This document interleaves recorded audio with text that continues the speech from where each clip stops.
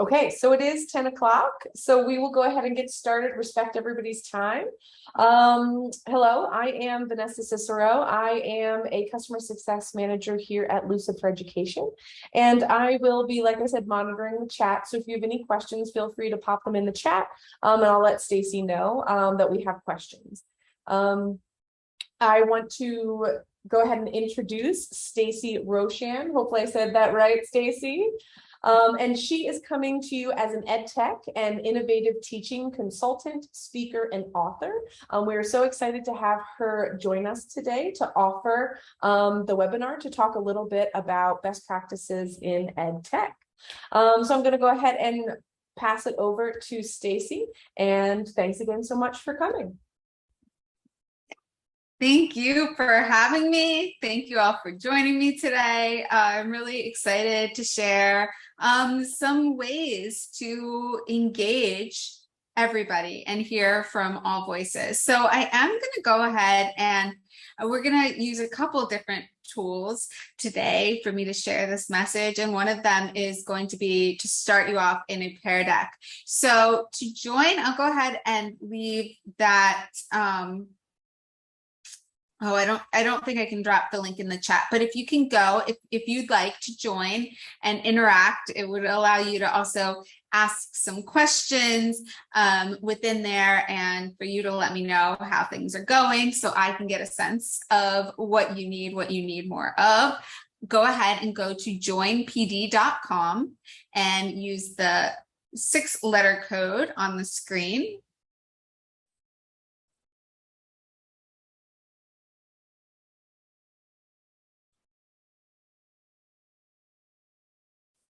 And I don't know if you can share out, Vanessa, this link with everybody if somebody wants to just click on the link. All right, so I see people joining. Let's go ahead. I'm going to press start class. I know some more people might be joining. You can join at any time and the link will be in the chat with the code. So my name again is Stacy Roshan. I have a website, techiemusings.com. If you want to contact me for any follow-up questions, I do encourage you to do that and feel free to reach out. I'm also on Twitter. That's the best way to connect with me. If you're on Twitter, feel free to drop me a message to brainstorm at any time. I'm at BuddyXO on Twitter. Let's do a little bit of a warm up just to get started. If you're in the Pear Deck with me, let me know, what is your role? Where are you joining me from?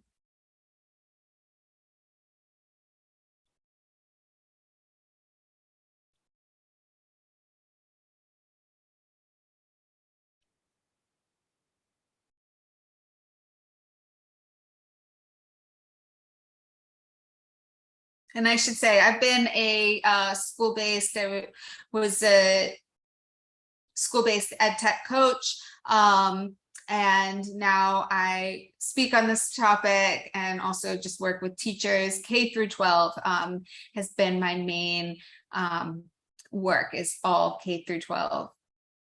But mainly I've been in the high school. I am a math teacher too. So, all right. Go ahead and just set an intention before we get started. I always like to give space for that intention setting. Obviously, I've been influenced by yoga. I practice yoga and I've learned from my teachers to always set an intention for your practice before you get started, and that really helps you zone in on what you're trying to get out of it.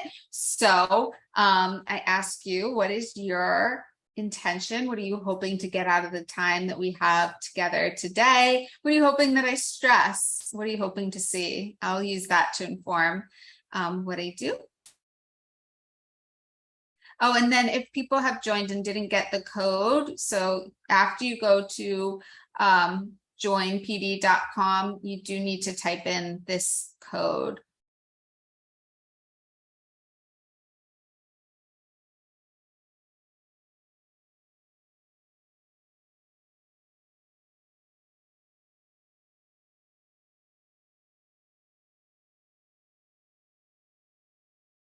Okay, let's see what people are saying. Mhm.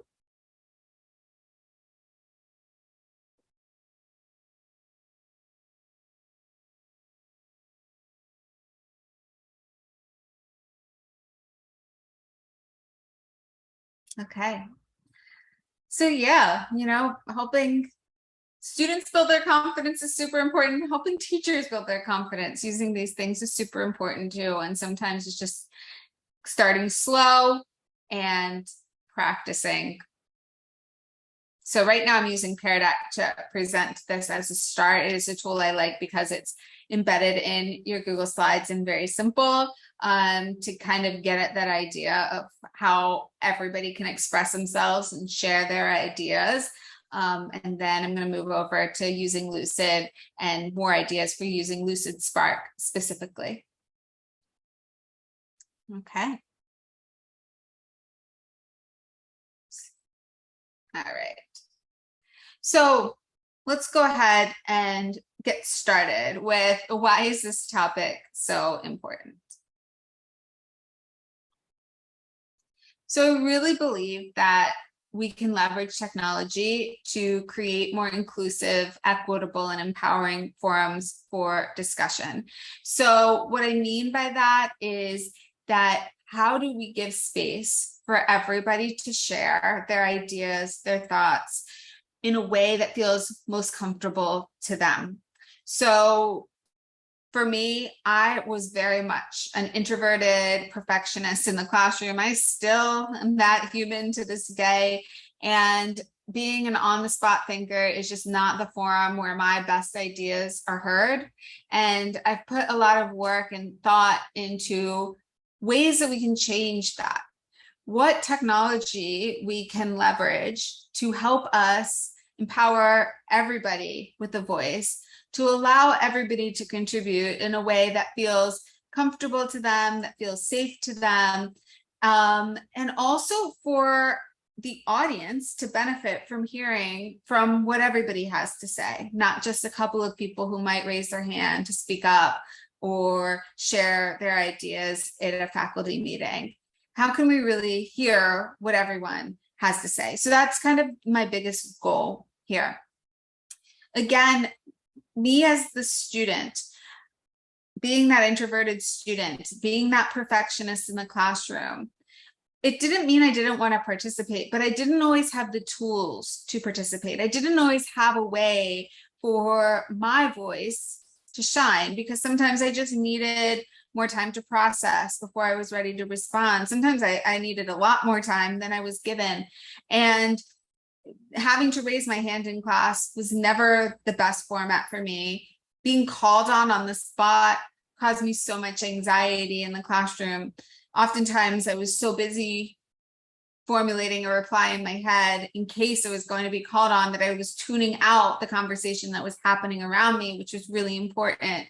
And so a goal of mine has been to look to technology to be a piece of the solution, to be able to provide a platform for everybody to share their ideas and their voice, and also for us to be able to gain the perspective of so many and to be able to reward students in different ways for participation and make that active participation look different than what I had as a student. Also, using these tech tools, they're so powerful. We get real-time feedback.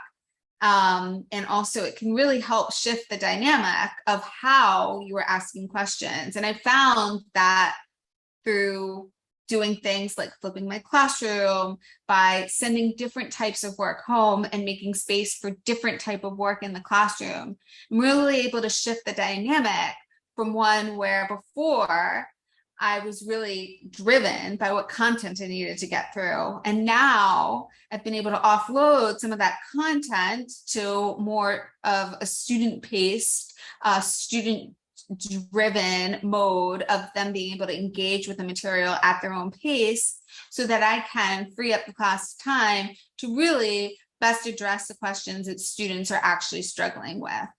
And so this has been a big goal of mine for, when I present when I talk at, any meeting that I might be leading, when I help others lead meetings, and also, of course, in the classroom. So what does empowering every voice mean to me? So for me, a big goal is how we can shift from this first is best culture to one that sends a message that everyone's voice matters and that everyone has a potential to excel in the classroom. So, just raising your hand shouldn't be the only way to contribute. I don't think that it is the only way to contribute in most classrooms now. But, for me, when I was a student, like this was really the only way that my teachers had to hear from us. And how can we creatively leverage these tools that are at our fingertips? Our students are walking into the classroom every day with a device. How can we use this to allow students to share what's on their mind in a way that best fits them? For some, it's going to be using that technology. For others, it's going to be still raising their hand and speaking out loud. But I really believe that we can leverage these tools to create different platforms so that every voice can shine. So often we do give weight. I mean, this happens with adults, this happens with kids, that we give weight to the ideas of those who are vocal and quick to have something to add. And the reality is that everyone loses when we don't hear from all voices. And what I mean by that is it's not just the person, like me, that introverted student in the classroom who wanted to participate, who didn't always have that platform to feel comfortable participating. Yes, I was losing out. Yes, I was losing my self-confidence. Yes, I was feeling like I wasn't measuring up to my peers. And so that took a toll on me. But also, everybody loses when they don't get to hear from those different voices. They don't get to hear the diversity of thought. They don't get to hear from the perspective of that student who doesn't feel comfortable contributing or sharing when their name is attached to it. And so this has been one of the goals of these tools, and that's my hope, is to share more of that today. Now, this is one of my favorite quotes that comes from Susan Cain, and I just want to take a moment to read it to you. So she says, "Society often overlooks us introverts. We idolize the talkers and the spotlight seekers as if they are the role models everyone should be emulating. I call this the extrovert ideal. This is a belief that we're all supposed to be quick-thinking, charismatic risk takers who prefer action to contemplation. The extrovert ideal is what can make you feel as if there's something wrong with you because you're not at your best in a large group. It's an especially powerful force in schools where the loudest, most talkative kids are often the most popular, and where teachers reward the students who are eager to raise their hands in class." And so, my talk is not just about the introverts. It's not just about getting away from hand raising, because that's important too. Like the verbal, on the spot, oral discussion, conversation is a very important piece of any class, any meeting. But how can we hear from all voices? Not just the introverts, not just the extroverts, everybody in between, on the spectrum in between, and also those who might be shy or lacking in confidence. How do we help them build their confidence? There's so much to this that I think that some simple tech tools, some very simple ideas can help us solve.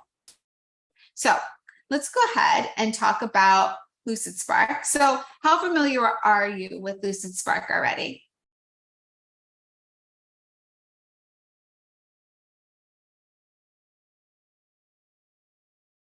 Wonderful. Okay, so we have somebody who's like, okay, a couple people chiming in now, getting more comfortable with saying that, what is Lucid Spark? So we're going to move over there in a moment, but this is what it looks like.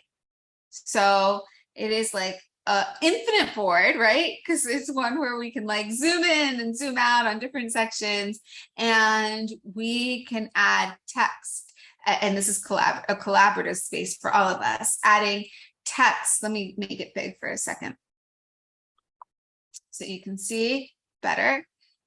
And we are going to go over to Lucid Spark, and we're going to play in here.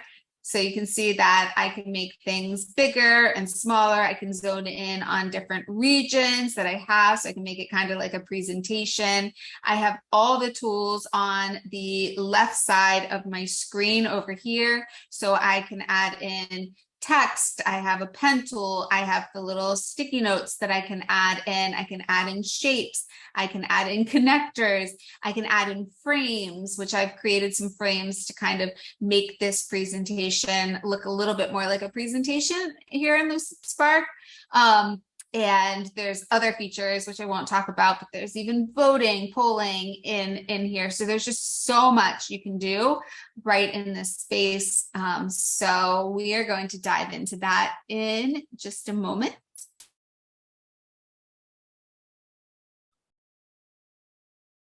But I really just want to emphasize this idea once again of when we open we open up an opportunity to see all ideas represented, and we can shine the spotlight on contributions that would have gone unheard when we use some of these very simple web apps, these simple web tools. And it's not rocket science here. There's nothing super groundbreaking about it. I just want to share some very simple ideas. Take what you were doing before, take a lesson you had created before, add some interactivity to it. And we're going to talk to you about, really making your meetings a little bit more, giving anybody who's participating in your meeting the opportunity to share their ideas, again, in that format that best fits their style. So we are going to dig into some meeting, like how we could set up a meeting. Go ahead, and if you're in the Pear Deck, you can just click on it like that, and you should be taken in with sharing privileges. So anybody who's in the Pear Deck should already be there. Let me share out the link in case anybody's not in the Pear Deck.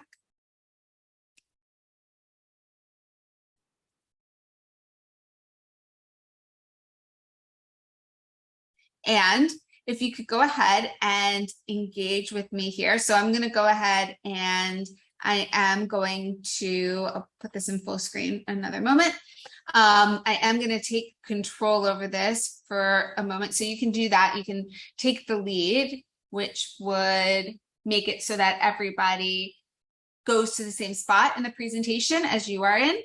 And so if you could go ahead and engage with this activity. So it says part 1, upload or find an image and add it to the board. So you can do that by going over to images at the left here.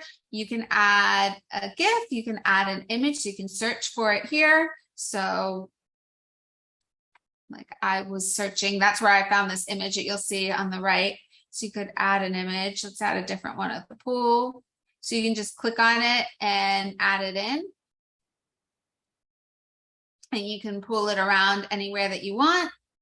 And then the second part of it will be to caption it. So find an image that somebody else has uploaded and caption it with whatever feelings it evokes. So you could caption it like I gave an example here where I captioned it with a comment. To caption with a comment, you can just right click on the image and add a comment. So you'll see that I added one right here. But you could also just write directly on the image with the text tool, and you could add your comment directly on the image. Maybe you want to change the size and the color of your text. So I'll give everybody a moment to engage and try this out.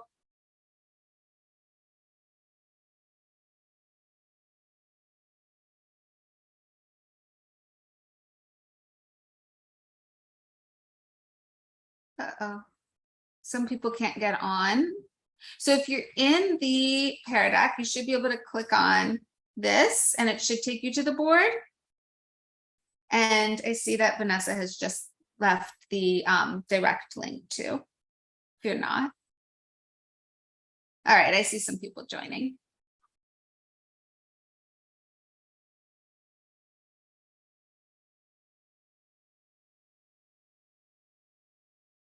So I'm going to give everybody a moment to just do a little, if a photo could summarize your summer is the prompt.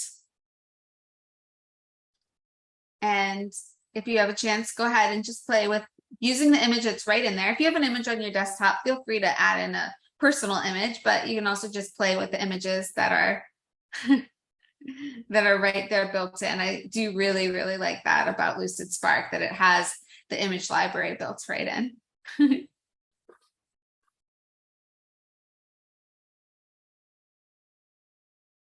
And you can caption somebody else's, you can caption your own.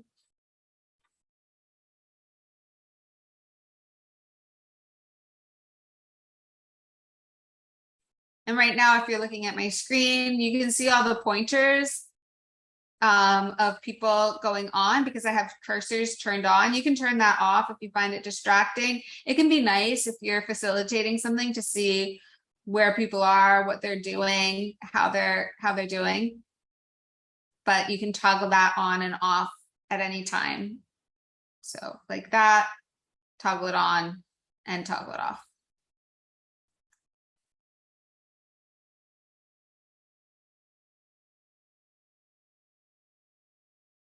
Okay. Oh, I love some of these. Oh yeah, and I see some people voting things up. So you can add the little emoji reactions to these too. Just a fun way to engage.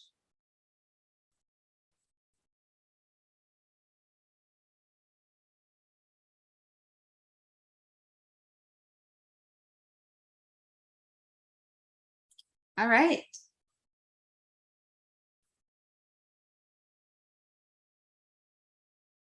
And if you have questions at any point, please do leave your questions in the chat so that we're sure to answer them. So I love the different ways that people have obviously have added their images in here, but also have added in, you know, text as a sticky note, added in text as just using the text. You can play with all these different features that are available.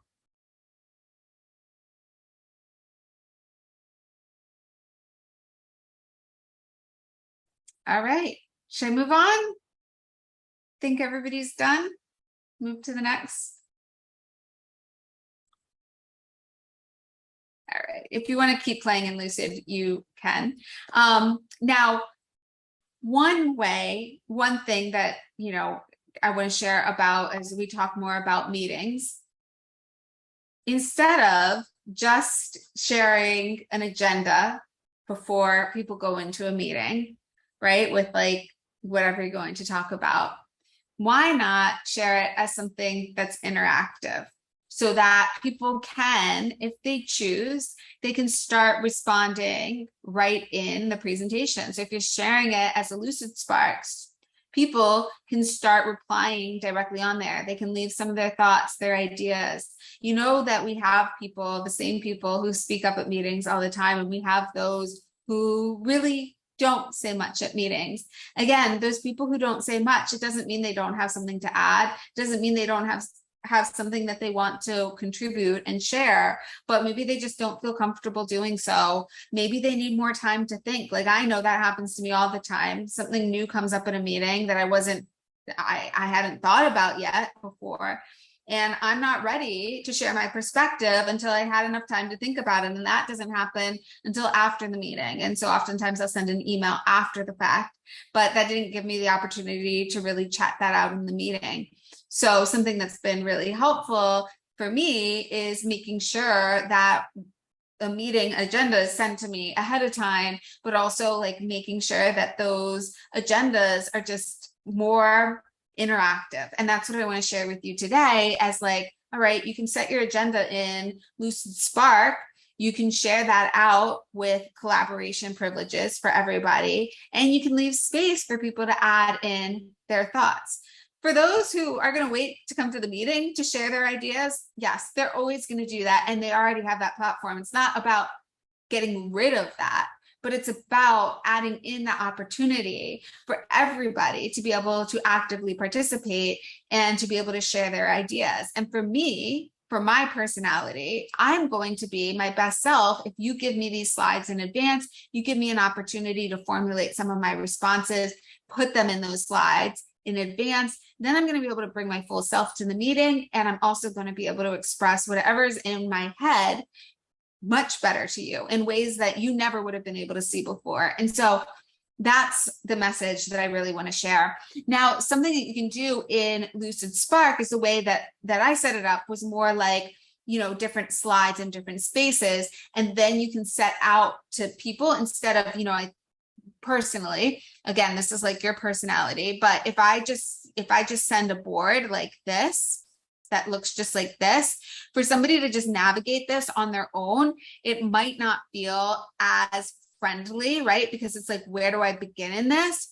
Versus if you send it out as a specific path. So that was what I had done. I had used frames to set up a path. And when I set the path, then you'll see that if I just open up the link, which is what you all clicked on when you got it, hopefully. Then that path is going to create something that looks a little bit more like slides. So that can be a little bit easier, I think, to navigate. So like, you go here, then you go here, maybe do this little intro activity. And you can see that I've labeled that by saying that, up here, it says intro activity to be done during the meeting. So everybody knows that we're going to do this during the meeting. You don't need to do this in advance. Then going to the next slide, I actually left a little video in here to prime people. So that's where you can see here, I say video intro, what to do prior to the meeting. So people can click on this video.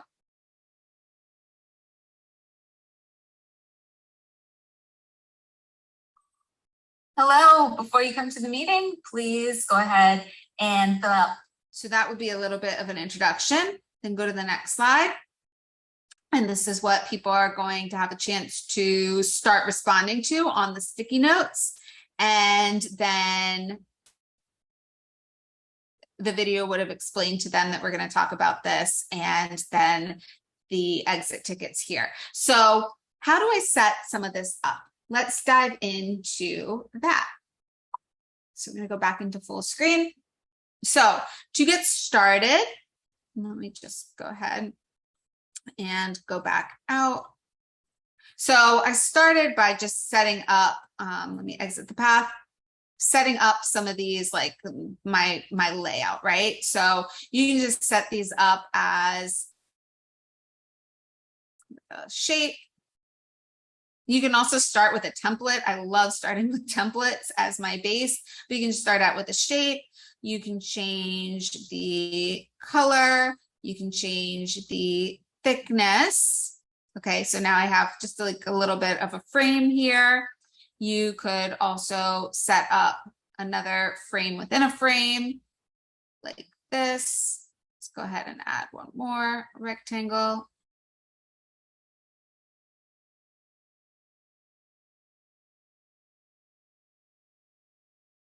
And you can change that up. You can also group these things.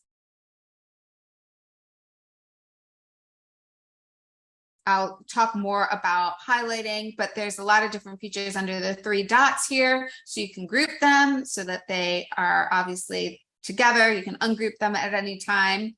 Then I can add in some text on top. There are a lot of different ways that you can set this up, but I'm just trying to show a lot of different features here. Let's make our text a lot bigger.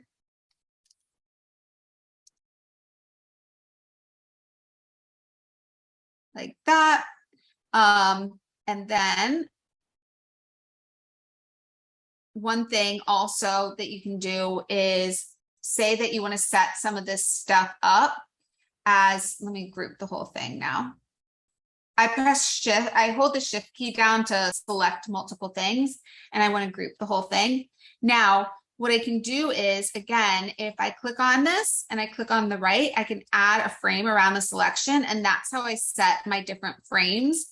And my frames are all here on the left side. So I could also just create the frame there, but that creates my table of contents here. and you can move your table of contents around. So, you know, if I add this frame and I wanted it to go in the middle, I can move it. Or again, if I want it to be at the end, I can add it down here at the bottom. I can change the name of my frame, which I like to name them. And you can just double click on the frame name and you can give it a name. And so I find that that really helps structure my board. And then that was where I said that I gave a path so that it would kind of look like slides. That's where you can click on paths here. And that's where you can create a path. You can drag the order of the slides that you want. And when you're done, then it gives you the URL for that specific path. So I find that very helpful for if you want to create presentations within here. So you can edit that path. And I could kind of drag whatever order that I wanted. And I don't have to use all the slides. I can use all the slides, whatever I want personally.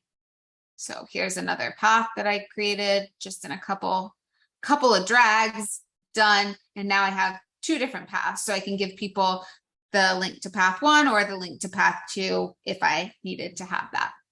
Can also be great for in the classroom for like choose your own adventure type thing. You can have multiple paths for people to create. Now, when I am in, let me go to the table of contents, go to give it a name. All right. So what I do also when I'm setting this up is I don't want anybody to mess with like my background slide. I want them to be able to add things on top of it, but I don't want them to mistakenly like move this around, which that happens a lot. People mistakenly move it around. So to avoid that, I always lock everything in place, all the background stuff in place. And then maybe I'll add a couple sticky notes for people to fill out, and I'll just like add them to my board. The sticky notes you don't want to lock because then people wouldn't be able to obviously like edit it, but the background's locked so people can't accidentally move that around. So those are some of the features that I just find super helpful in setting all of this up. And that's how I would suggest personally sharing a meeting agenda before people even come in so they can interact with it. And then to take it a step up, is that you can really use this integration with LucidSpark and Loom that's available right in there. And I think there's huge power in video to be able to explain whatever you want people to do in advance, to really give it a friendly tone, not just text, but just give a little bit of a preview, like here's what's going on. Also to maybe share some just of the nuts and bolts of your meeting, to offload it to video so that you can free up more time in your meeting, thinking about what your best use of the face-to-face time is. Offload some of that nuts and bolts to video so that you can have more time for the interactive part, for the collaboration part, for the discussion part. So how do we do this? If we go back, you'll see at the top right corner, you can record a video. So all you do is you click on that button and that's it. So Loom is right in here. So you just click on Loom. And then you can choose if you want to have your screen and your camera, or you can have your camera only, or you can have your screen only. It is 5 minutes with a free account, but that's plenty of time for a little intro video. Then you start recording. So right now I'm just sharing my window because I turned off my camera in here, and then you would share whatever window you want or your tab. So I'm going to just use this tab, share it. So here's another little video that I'm making. So I would like you to please fill out the sticky note here with whatever. All right, done. You can pause it, you can press done. And that's it. There's your video. You can preview it. And then when you're done, ready, insert. And you can move that video anywhere around on your canvas that you want to. And that's it. And then when people come to your board, they can play the video and watch it. So you can make multiple videos in here too. You can see I have this video introduction that I had previously recorded. And then now I added in this new video right here. So that's how easy it is to add a video, which I love. So let's talk about like why would we do this? So opportunities for individuals to share questions, concerns ahead of time so that maybe you're able to really construct that meeting that centers on what people need to hear instead of just the whatever you have to deliver. Pre-meeting feedback to inform the direction of your meeting time, right? So you can make the best use of that face-to-face time you have together. Providing a safe space for everybody to honestly share, for them to be able to kind of type out their thoughts, what they're thinking, give them space for that ahead of time. Sometimes make it so that they can contribute anonymously to the board so that they feel more safe to honestly share.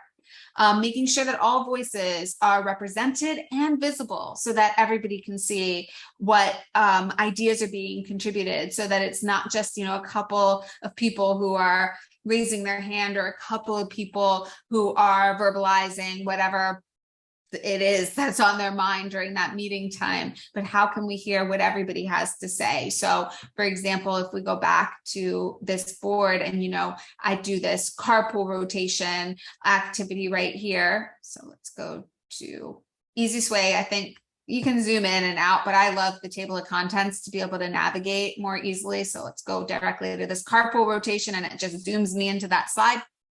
So, if I was asking, how's the new carpool rotation going? I'll let you guys I'll give you a moment. Go ahead and go in here. If you haven't used the sticky notes before, try typing in the sticky notes. Pick a sticky note, see how it is. You can add in a sticky note of your own, change the color. Just go ahead and play for a minute just so you can feel comfortable with it. And you can see if you have any questions while we're together. So you can answer this question. If you have something else on your mind right now, please go ahead and you can type that in. You don't need to answer the question about carpool rotation. Okay. So again, great. I love that. Just here to test. That's exactly what it's about. Just play around. You can see what you can move around. You can try reacting to different comments. You have the ability to add reactions. So that could be a great way to even have people maybe vote up how they're feeling. Okay, I feel this too. Like, yes, I want to vote this one up. So there's just so much that we can do in this. And again, we can allow that space to hear from everybody. And also it can give us, so many times, like you hear 5 loud voices in the room and you think the conversation's going one way, and then you open up a board like this and all of a sudden you're like, oh, wow, that's different than the 5 people who are most vocal. So how do we make sure that we're including all ideas and voices? Okay. And then, of course, this last one, richer face-to-face interactions and team building work. So if we can offload some of that, again, just that nuts and bolts you need to get out, here's the schedule, here's the agenda, whatever it is. If we can offload some of that to that video, to the board, to some of that collaboration that maybe you ask people to fill out ahead of time, then we can open up the space during our meetings to have the more fun part, which is sitting around a table and talking and collaborating with the people around you. That's where the best meetings that happen are when I have time to talk to my colleagues who I might not always have the time to talk to. Now, how do we open up space for that? Well, a simple idea is just to send the agenda in an interactive way ahead of time. So some essential questions I think to consider as maybe you're creating a agenda for a meeting, or you're thinking about how to lead a meeting, is what is our best use of face-to-face time? Are you making sure, I think many of us, when we answer that question, we're going to say that our best use of face-to-face time is really to talk to one another, to share our ideas. But is that always the way that a meeting goes? A lot of times we're just going through a lot of slides, a lot of information. We're listening. How can we make it more interactive? By offloading some of that, direction, by offloading some of the reading, making pre-reading, like that's obvious, right? We've done that for years where we have pre-reading. Well, we can make it pre-listening. We can make it pre-engagement. We can make it, there's so many ways that we can use these tech tools in very simple ways to do some pre-work in order to make really great use of the time. And, a question might be like, are people going to complain about having to do work before they come to a meeting? My thought is like, if you are really shifting up the format and you're really making the meetings that much more engaging, that much more fun, that much more of less of people saying like, this could have been an email, right? Make it so that people want to do some of that pre-work because of the value add that you've been able to give to that meeting time together because of the shift in format. I also really think that we can leverage these tech tools to really cultivate stronger relationships. So we can, again, like those people who may never be speaking up at meetings, we can hear their voices. We can see what they're saying. We can also just hear or see how they're creatively expressing themselves when we give them the platform to do that. Like maybe we sometimes give participants the opportunity to make little videos and add them to our Lucid Spark board, because that's also an option, right? Like people can get really creative with that, and it's really wonderful to see. But we will never be able to see that if we don't open up the platform where they feel most comfortable sharing, where they feel their voice can shine. So how can we do that? And then again, like that last point that I've just said over and over and over again, just to make sure that all voices are really heard, that everybody has that way of expressing their ideas, because I think it's just so easy to get drowned, to drown ourselves out in the really verbal people in the room and the people who have a really loud voice, and it can skew our idea of what people are trying to say. So simple polls are really great, but also I think a step up is creating a board like this where we can kind of add more, express more of ourselves. And we still have some of the voting options. So let me know, how are you feeling right now? Do you have any questions that have popped up? Go ahead, you can leave them in the Pear Deck, you can leave them in the chat. I wanted to leave, here's an anonymous space where you can leave it. In the Pear Deck, it's going to be completely anonymous here. If you want to add it to the chat, of course, your name would be attached to that, but maybe it's easier for you. I'm feeling inspired. Thank you. And it is so simple, right? So like, I think that's the beauty. Like sometimes we think like it has to be this really complex thing, but we can use really simple tools. And if we make it simpler for people, that's what I wanted to share, the way that I use Lucid Spark to try and make it simpler with that table of contents and that path navigation, because I do feel that sometimes just like giving a big board to people can feel so different and a little bit intimidating. So how can we make it simple for ourselves, but also simple for our participants to feel like it's welcoming and something familiar to them? Yeah, and I agree. Time to practice in Lucid Spark, like there are so many things in there. It makes so much possible, but also I think like find what features work for you and start off small and then explore more of the features, more of the facilitator controls, and all of that.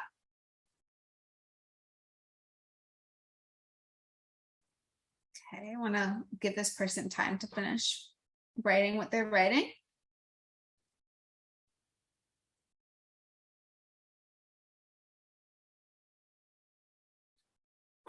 Yeah. All right. So I want to give you, in our ending together, I want to give you some time to reflect. I want to start with, this idea that when we give our learners the right platform to express their ideas and integrate tools that allow them to respond in a way that is most comfortable to them, we allow each student's most powerful voice to shine. And of course, that works for our adult learners, that works for our students in our classrooms. I actually recently had an opportunity to do a TED Ed educator talk where I talk a lot more about the various tools that I use in my classroom to really get at the same idea. If you're interested in that, I've left that as a slide. You can watch it. It's a 12-minute talk. And now what I'm going to do is I have some reflection questions here, and I'm going to move this Pear Deck into a student-paced mode, so that you can answer some of these reflection questions, like what does empowering student voice mean to you? Did our time together spark an idea that you can implement in your work environment? Did it bring up questions? Are there things you need more instruction with? And then if you have any questions, you can leave them right here. And then this is just art credit for the background behind my slides that was inspired by this artist, Michael Summers, who actually also did the cover art of my book. So just wanted to give credit for the artwork behind my images. So I'm going to go ahead. I'm going to be quiet for 5 minutes. I'm going to allow you, or I'll see how people are doing, maybe just 3 minutes.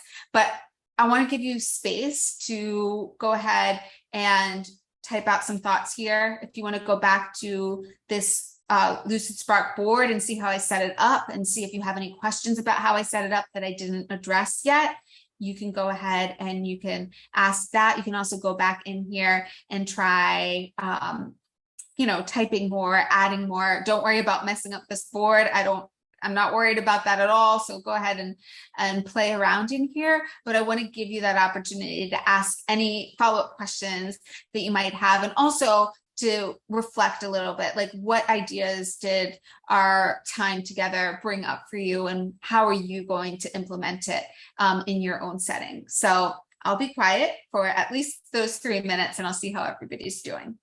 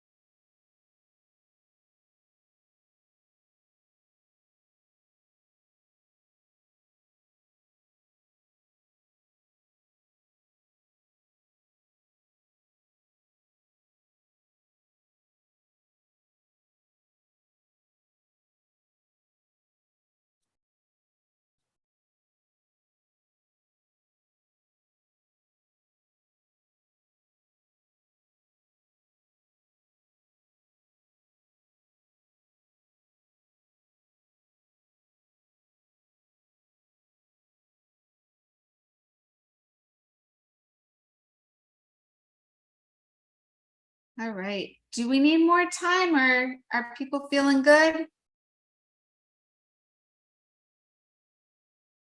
Okay, I see a lot of people have written responses in all the different places. So I'm gonna, the question that I saw was about templates, and there are a lot of templates. So when you sign in to, Lucid, let's go ahead and open that back up. So you'll see here that, you can start a new project, but the templates are available right in the left sidebar. So right over there, you can see that we have our templates right there. So that's where you can start, just going over here, and then you can click on Lucid Spark. If you want to specifically be in Lucid Spark, you can search the templates for a main idea here. So like you can see, like you could use one of these, even it doesn't have to be specifically that slide type that you're looking for, but you can use these blocks. If you like the colors of the blocks, you can move them around. If you like the idea of having a board, you can open it up and then, customize any of these to your needs. But they have so many different ideas right in here that you can just choose from. So it goes on and on and on. In addition, if we go back to the sidebar there, if you're signed in with your education account, you'll see that there's education templates, and that would open up some more ideas that kind of have a little bit more instruction behind it. Has, it gives you the template, but also it gives you a little bit more of the instructional piece behind it. So those are all available right here in the sidebar. So hopefully that answers that question. Let's see if we had any other questions come in. No. Any more questions here? Great. And then also, I really appreciate that this person brought up, in special education, that accommodating every type of learner, and that's so important. Also, the accessibility that is built into many of these tools for students to be able to have text read aloud to them, for them to be able to do voice to text and all of that. So that does very much help, and I'm glad you brought that up. So those were the ideas that I had. We still have like 5 minutes together. So if you have any other questions, please do leave them on this slide or leave them in the chat. And if you have any questions, like if they come up afterwards, do feel free to reach out to me. On my website, I have a contact form. And also you can reach out to me on Twitter, if you're on Twitter, @BuddyXO. And I love to chat there. And I'd love to brainstorm further with you if you have any questions, or if you want to share any stories of success. So I think that's all I have, if we don't have any other questions.